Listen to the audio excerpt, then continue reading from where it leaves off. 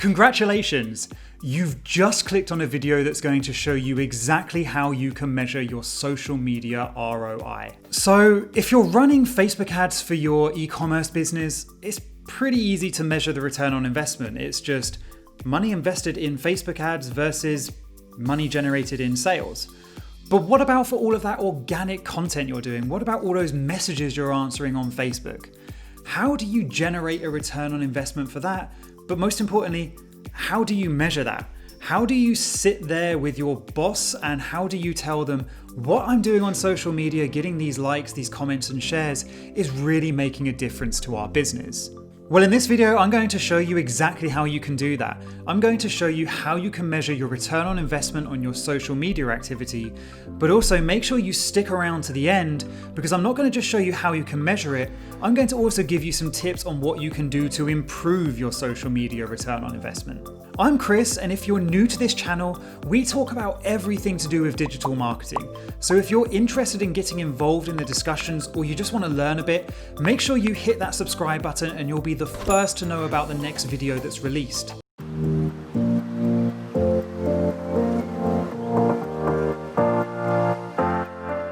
So, tip number 1, you need to set objectives. Just like with anything you're doing in marketing, if you don't have any objectives, you're not going to have anything to measure against. Essentially, your social media objectives need to outline what social media will do to help your company achieve its overall objectives. For example, your objectives could be something like provide the sales team with 50 qualified leads from Facebook in the next 3 months. Or it could be increase awareness of our product by getting 10,000 views to this product page on our website from social media in the next 3 months. So wherever possible, you need to try and make tangible objectives. Otherwise, you will fall down that road of just having a social media person purely for getting likes, comments, and shares and nothing that's really measurable, and you won't be able to sit down and measure ROI. So remember the importance of your social media objectives.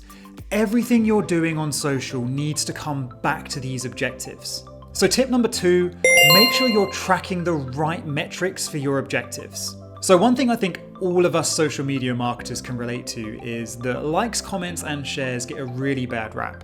You could sit down with your sales director and you'll tell them about all of the engagement you've got on Facebook, and you get that same response over and over again. Yeah, well, do likes, comments, and shares actually help me sell any more product? Great, you got 10 likes on the post, but I don't see how that's impacted my sales. However, the reality is, likes, comments, and shares, they do have a place, and they aren't just vanity metrics if they're linked to your objectives on social media. So if one of your objectives is to increase brand awareness, then you could well link in those likes, comments, and shares, because the more shares and the greater reach that people are getting your posts from sharing them, that's all more eyeballs on your brand and helping you increase brand awareness. So overall, it's important to just make sure you're tracking the right metrics on social media. But before we talk about anything else, I need to give you a word of warning. You need to set up the right tracking on social media to be able to track your objectives. Now, you'll see tons of videos talking about Facebook pixels and UTMs and so many other kinds of tracking. But it's so important that before you even do your first post on social media, that you have these tracking things in place.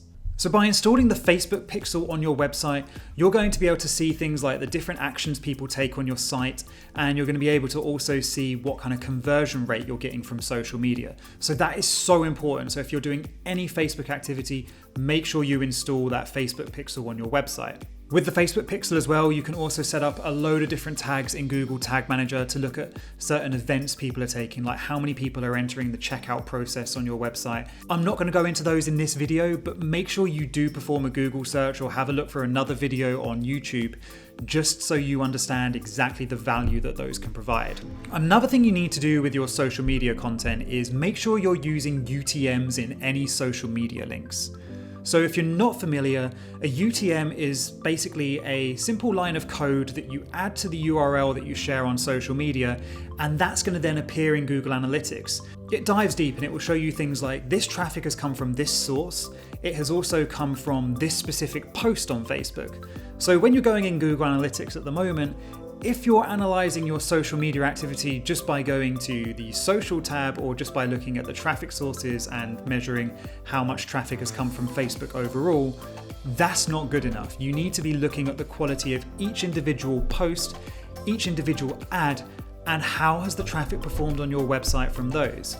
So that's where UTMs come in. So I've dived in here to Google's campaign URL builder. There are other campaign URL builders available, but this one just happens to be my favorite. I find it the most easy to use, and most importantly, it's free. So it's really straightforward. You don't have to have any coding knowledge at all.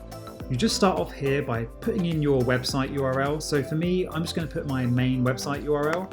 Then we look at the campaign source, and for this one, we're going to say that we're doing a Facebook post that we're driving traffic to my website with.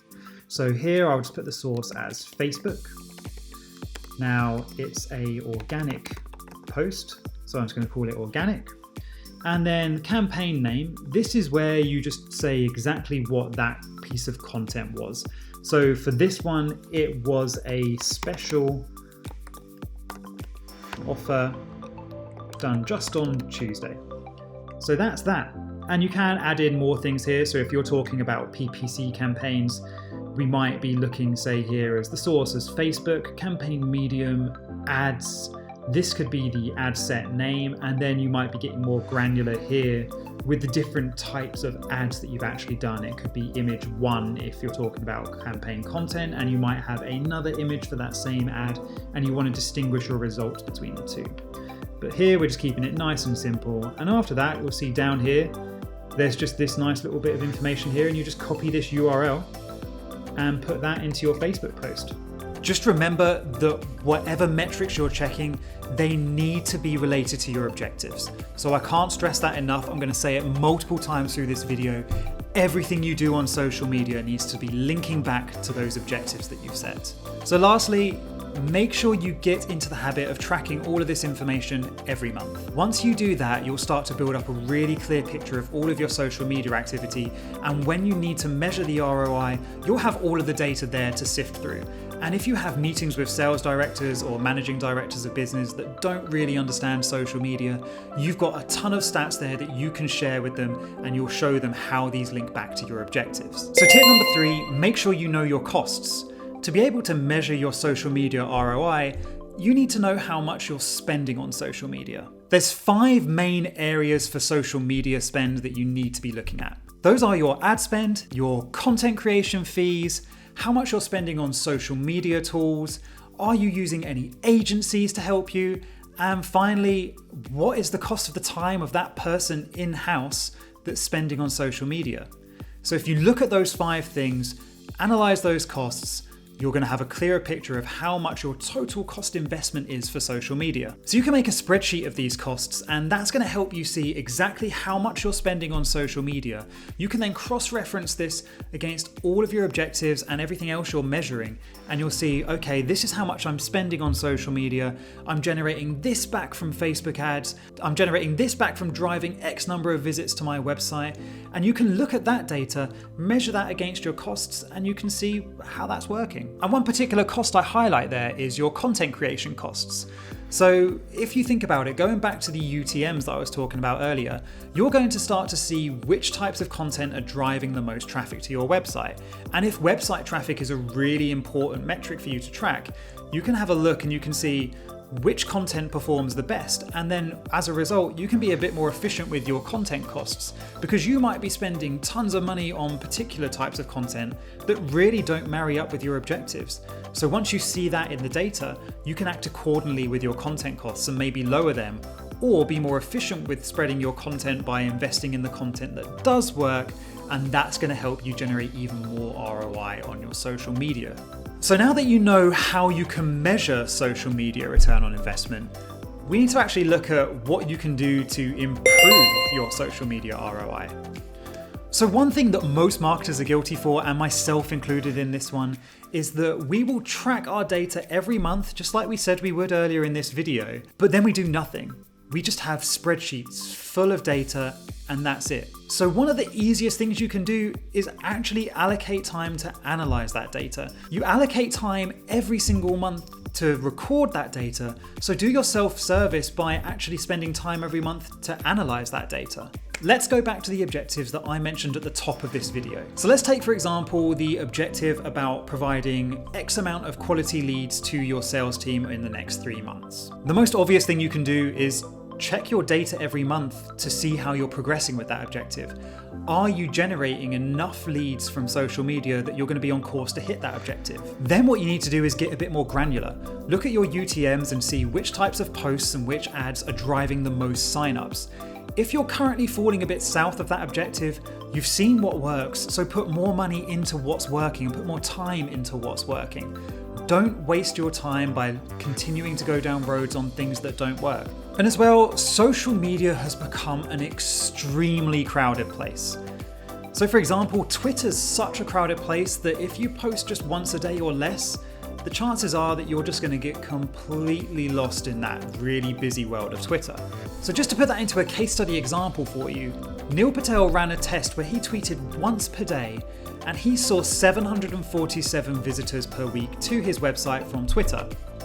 He then decided to increase that number from once per day to 40 times a day.